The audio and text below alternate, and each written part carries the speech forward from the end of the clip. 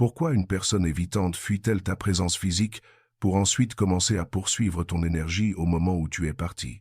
Ils te repoussent quand tu es proche, mais ils deviennent soudainement intéressés quand tu es concentré sur ta propre vie et émotionnellement indisponible. Pour eux, ce n'est pas un jeu de chaud et froid, c'est une réponse précise et prévisible au seul type d'énergie qui semble sûr pour leur système d'attachement. Aujourd'hui, nous allons décomposer les changements énergétiques distincts qui se produisent quand tu te retires, et comment maintenir l'énergie qui les garde intéressés sans jamais avoir à te battre pour leur attention à nouveau. Reste avec moi, car comprendre ce paradoxe énergétique est la clé pour briser le cycle de poursuite et de distance pour toujours. La dynamique entre un évitant et son partenaire est souvent décrite en termes de distance et de poursuite, mais la vérité plus profonde réside dans l'échange énergétique. Quand tu es physiquement présent et émotionnellement disponible, ton énergie est dirigée vers l'évitant. Cette énergie, peu importe à quel point elle est aimante ou bien intentionnée, est interprétée par leur système comme une forme de pression, une menace à leur autonomie. Leur mécanisme de défense principal est de créer de l'espace, de fuir le sentiment d'être émotionnellement englouti.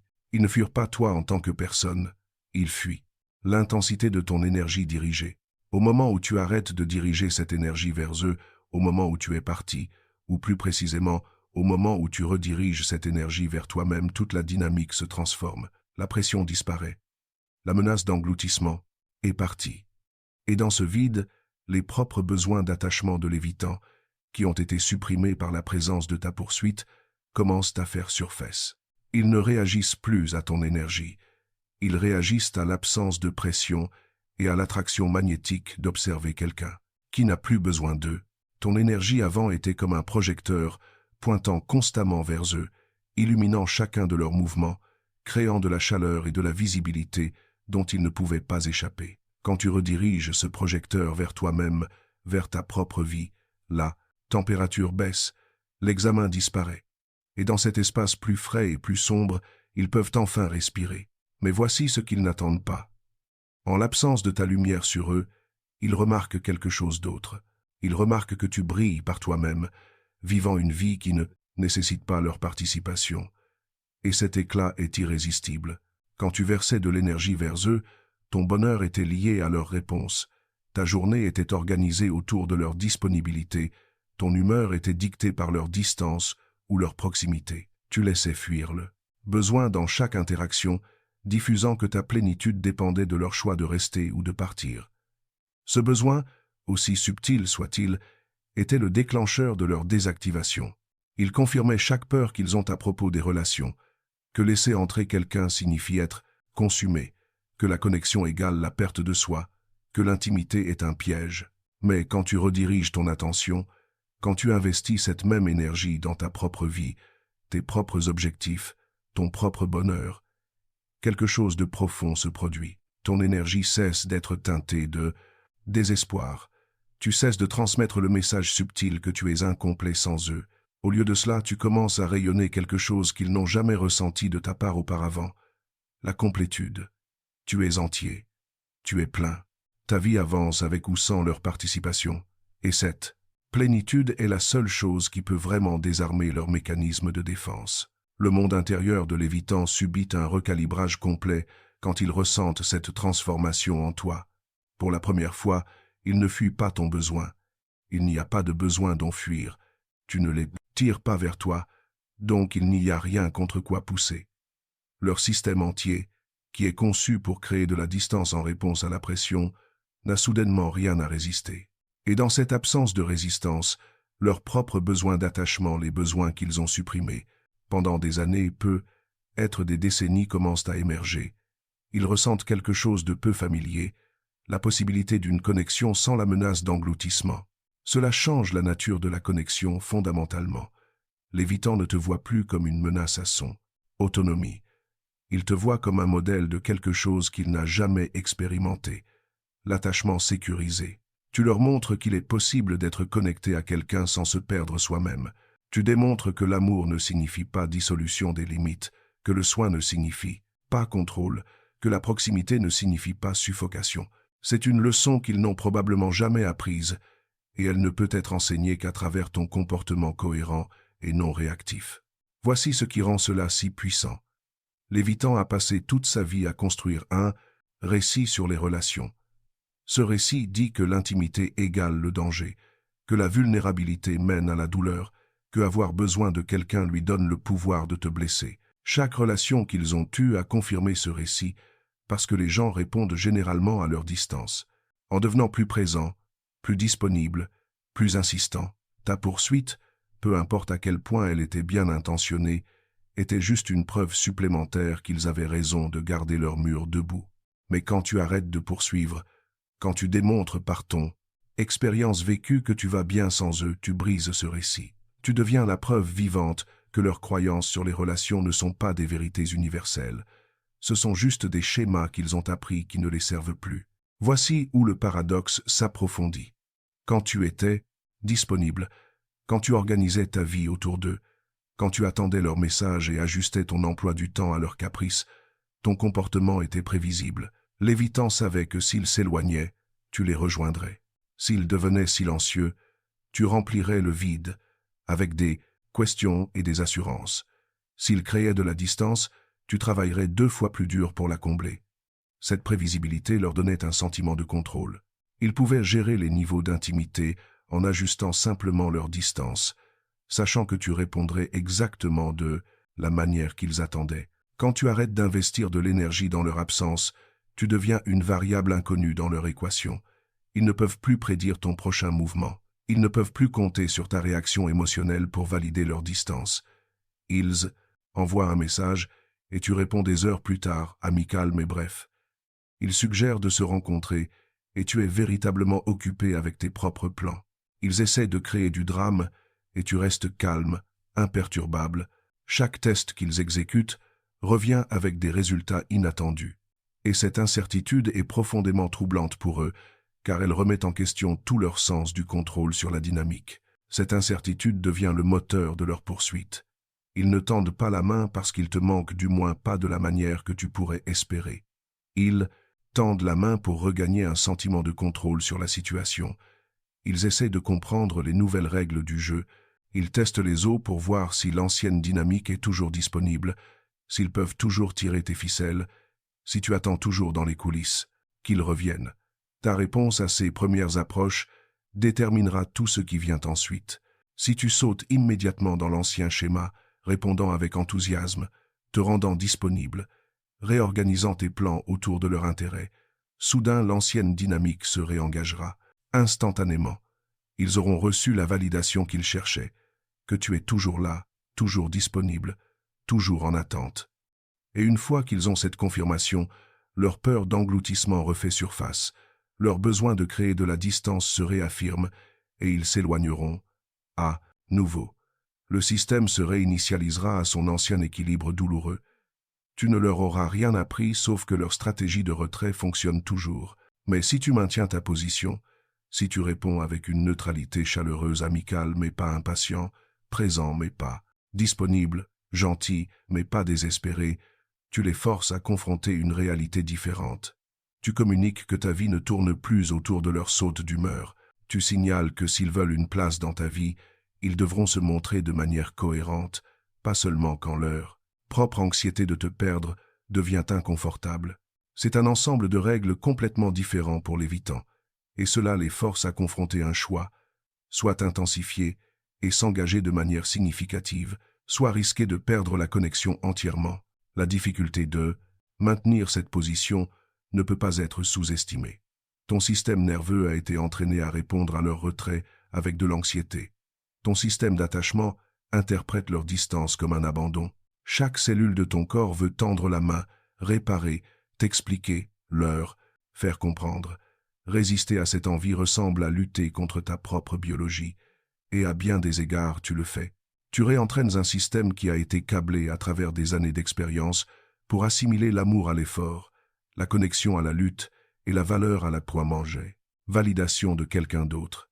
Il y aura des moments où tu te remettras en question, quand ils restent silencieux pendant des jours ou des semaines, quand tu les vois vivre leur vie sans toi dedans, quand des amis communs les mentionnent et tu réalises qu'ils semblent bien alors que tu fais. Encore le travail de rediriger ton énergie. Ces moments testeront ta résolution. Tu te demanderas si tu es trop froid, trop distant, trop fier.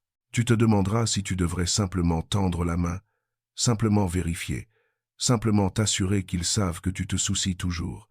Et c'est le moment critique où la plupart des gens craquent. Ils interprètent leur propre inconfort comme une preuve qu'ils devraient agir, qu'ils devraient retendre la main, que le silence est en quelque sorte incorrect ou cruel. Mais voici ce que tu dois comprendre. Cet inconfort n'est pas un signe que tu fais quelque chose de mal. C'est un signe que tu fais quelque chose de différent.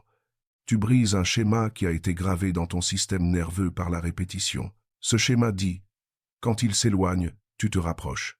Quand il crée de l'espace, tu le remplis. Quand ils deviennent silencieux, tu parles. L'inconfort que tu ressens est ton système qui te crie de retourner au schéma familier. Même si ce schéma n'a jamais fonctionné, même si ce schéma ne t'a apporté que de la douleur, l'inconfort n'est pas de la sagesse. C'est juste une habitude, tant que tu rayonnais d'eux. L'attention vers eux, tant que tu travaillais pour des miettes de leur affection. La peur de l'évitant d'être piégé était toujours plus grande que leur peur de te perdre. Ils se sentaient en sécurité dans la connaissance que tu serais toujours là, donc ils étaient libres de te repousser, chaque fois que l'intimité devenait inconfortable. Mais quand tu arrêtes de te rendre infiniment disponible, quand tu démontres par tes actions que ta présence n'est pas garantie, l'équation se retourne. La menace d'engloutissement disparaît, mais une menace plus puissante émerge, la menace de perte permanente. Ils commencent à réaliser que ta présence dans leur vie n'est pas acquise. Tu n'es pas assis à attendre qu'ils décident quand et combien d'intimité ils peuvent tolérer. Tu vis ta propre vie, et cette vie est pleine et significative sans leur participation. Cette réalisation crée une peur qu'ils ne sont pas habitués à gérer. Ils ont passé toute leur vie à fuir la peur d'être consumés par les besoins de quelqu'un d'autre. Maintenant, ils confrontent une peur différente, qu'ils ont repoussé quelque chose de précieux, et cela pourrait ne pas être disponible quand ils décideront finalement qu'ils le veulent. Cette peur de la perte est la seule force assez puissante pour motiver un changement authentique chez un évitant.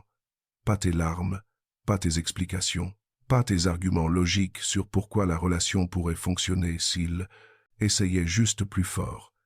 Ces tactiques viennent toutes de ton énergie dirigée vers eux, et elles ne font que renforcer leur besoin de créer de la distance. Mais la conséquence naturelle de leur comportement, la perte de connexion avec quelqu'un qui a choisi de se valoriser, est quelque chose qu'ils ne peuvent pas rationaliser ou désactiver.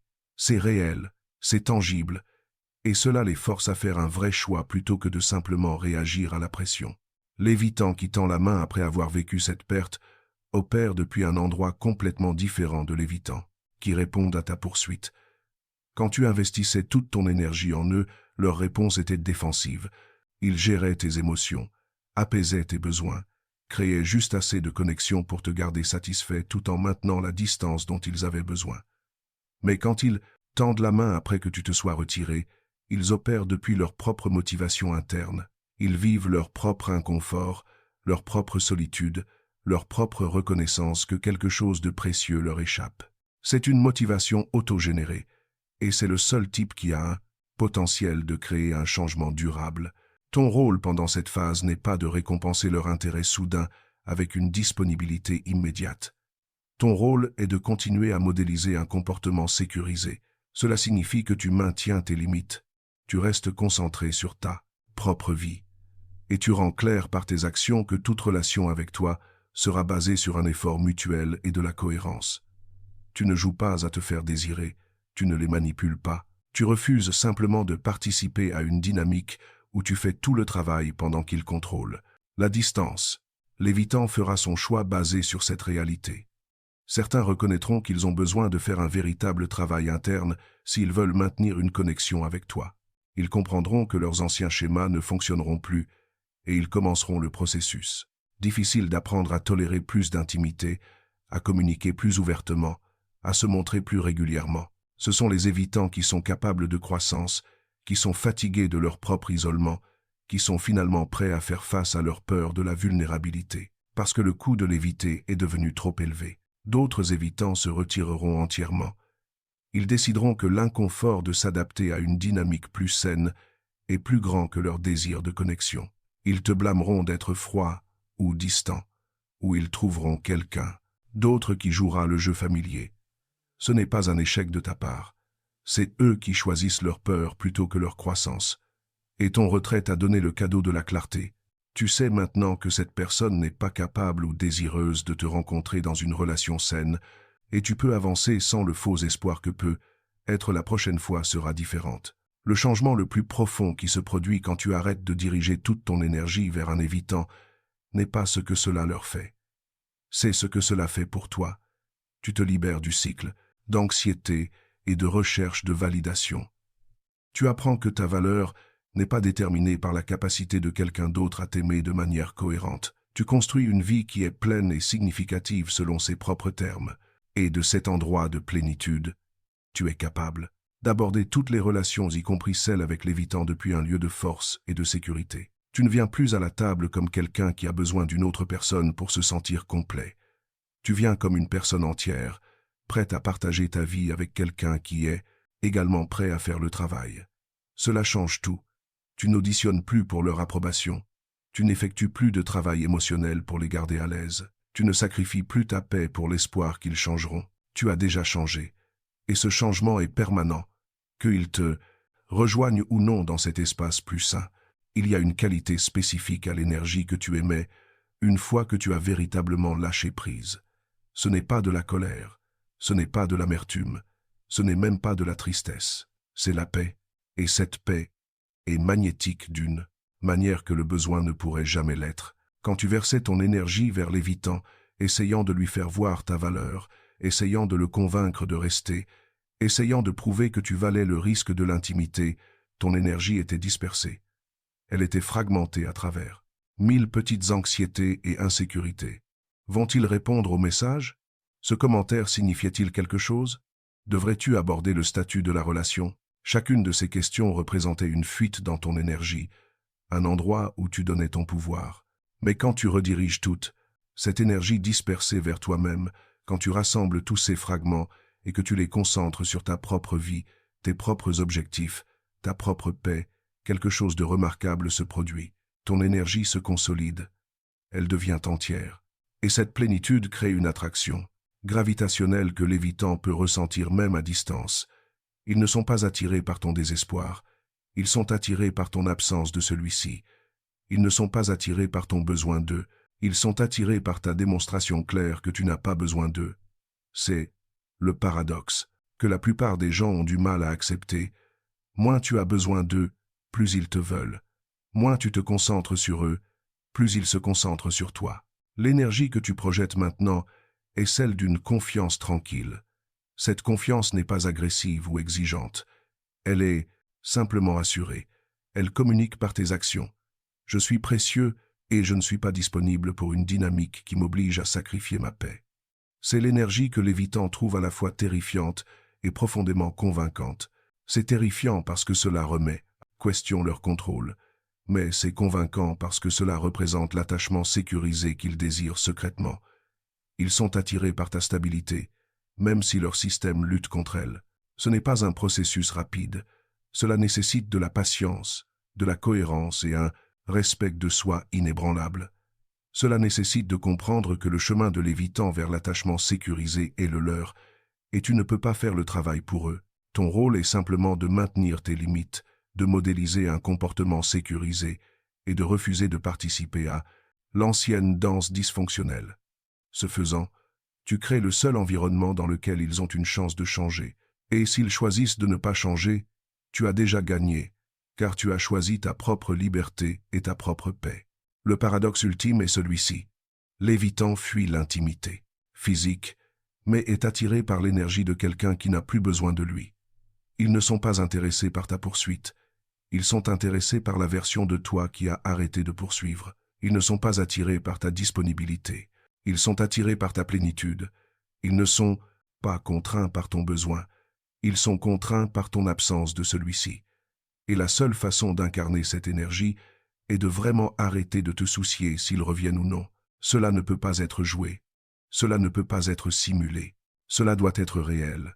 Quand tu arrives à l'endroit où ta paix compte plus que leur présence, quand ta vie est véritablement pleine sans eux, quand tu es vraiment d'accord avec l'un ou l'autre résultat, intensifiant ou s'éloignant, c'est alors que l'échange énergétique complète sa transformation. Tu n'es plus dans l'ancien « je ». Tu joues selon des règles différentes maintenant, et ces règles sont les tiennes. Le changement est le tien, le pouvoir est le tien, et la liberté, peu importe ce qu'ils choisissent, est entièrement et définitivement la tienne. Comprendre cette dynamique énergétique ne concerne pas la reconquête de l'évitant. Il s'agit de te reconquérir toi-même. Il s'agit de récupérer les parties de toi que tu as données, dans l'espoir que quelqu'un d'autre les validerait. Il s'agit de réaliser que l'énergie que tu dirigeais vers eux, les suppliant de voir ta valeur, était une énergie qui aurait dû être dirigée vers toi depuis le début, parce que tu n'as pas besoin de quelqu'un d'autre pour confirmer ce que tu es déjà, précieux, complet et digne d'un amour qui ne t'oblige pas à te diminuer pour le recevoir. L'évitant peut éventuellement reconnaître cela. Ils peuvent faire le travail pour guérir leur propre schéma et se montrer différemment. Mais qu'ils le fassent ou non, tu as déjà fait le travail le plus important, tu t'es choisi toi-même, et ce choix est la fondation de tout le reste qui sera jamais bon dans ta vie. Si tu as vécu cette dynamique, si tu as ressenti l'épuisement d'investir constamment dans quelqu'un qui garde ses distances, laisse un commentaire sur ce qui t'a finalement aidé à rediriger ton énergie vers toi-même. Était-ce un moment spécifique de clarté? Était-ce l'épuisement d'essayer? Était-ce quelque chose de complètement différent? Ton expérience pourrait être exactement la perspective dont quelqu'un d'autre a besoin en ce moment. Et si cela t'a aidé à voir ta situation différemment, appuie sur le bouton j'aime et abonne-toi. Cela aide plus de personnes à trouver leur chemin hors de ces schémas épuisants et vers la paix qu'ils méritent. Merci d'être là.